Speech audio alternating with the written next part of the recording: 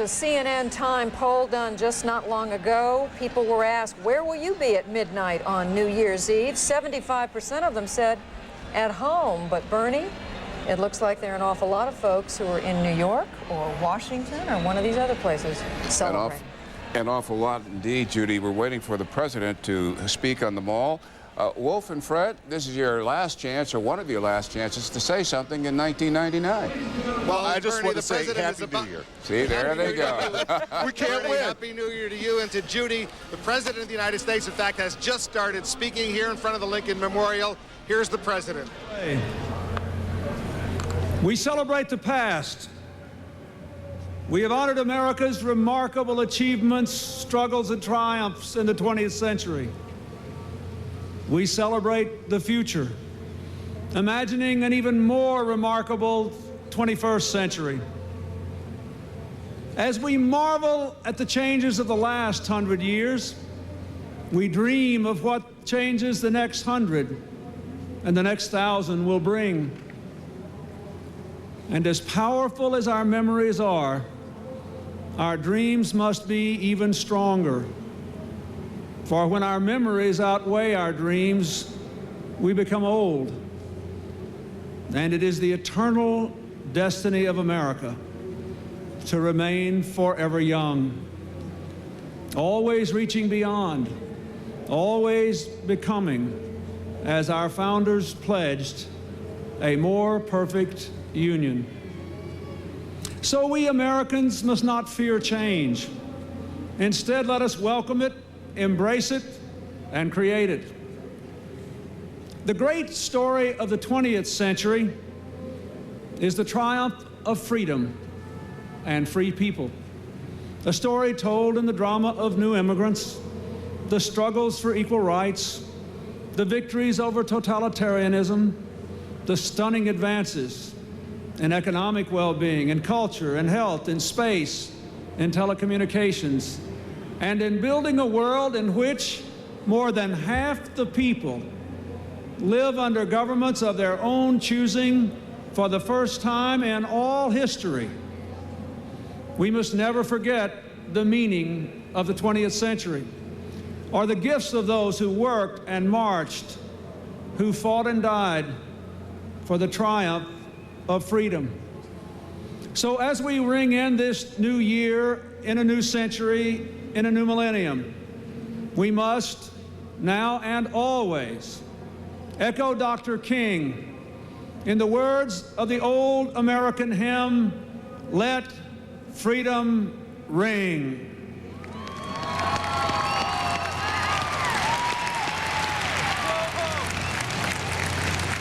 If the story of the 20th century is the triumph of freedom, what will the story of the 21st century be? Let it be the triumph of freedom wisely used, to bring peace to a world in which we honor our differences and, even more, our common humanity. Such a triumph will require great efforts from us all. It will require us to stand against the forces of hatred and bigotry, terror and destruction. It will require us to continue to prosper, to alleviate poverty, to better balance the demands of work and family, and to serve each of us in our communities. It will require us to take better care of our environment. It will require us to make further breakthroughs in science and technology, to cure dread diseases, heal broken bodies, lengthen life, and unlock secrets from global warming to the black holes in the universe. And, perhaps most important, it will require us to share with our fellow Americans, and increasingly with our fellow citizens of the world, the economic benefits of globalization, the political benefits of democracy and human rights, the educational and health benefits of all things modern, from the internet to the genetic encyclopedia to the mysteries beyond our solar system. Now, we may not be able to eliminate all hateful intolerance, but we can develop a healthy intolerance of bigotry, oppression, and abject poverty. We may not be able to eliminate all the harsh consequences of globalization, but we can communicate more and travel more and trade more in a way that lifts the lives of ordinary working families everywhere and the quality of our global environment. We may not be able to eliminate all the failures of government and international institutions, but we can certainly strengthen democracy so all children are prepared for the 21st century world and protected from its harshest side effects.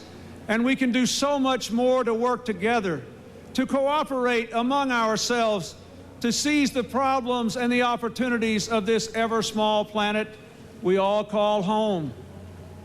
In short, if we want the story of the 21st century to be the triumph of peace and harmony, we must embrace our common humanity and our shared destiny.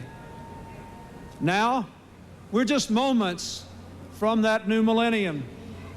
2 centuries ago, as the framers were crafting our Constitution, Benjamin Franklin was often seen in Independence Hall, looking at a painting of the sun low on the horizon. When at long last the Constitution finally was signed, Mr. Franklin said, "I have often wondered whether that sun was rising or setting. Today I have the happiness to know it is a rising sun." Well, 2 centuries later, we know the sun will always rise on America as long as each new generation lights the fire of freedom. Our children are ready. So again, the torch is passed to a new century of young Americans.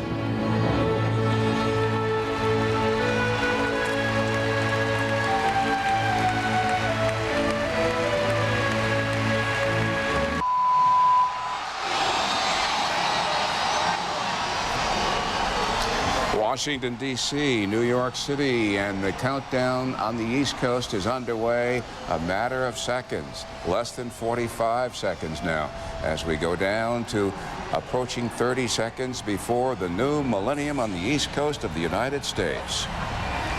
The fabled ball, now a Waterford crystal creation, is about to drop in Times Square. We will be there.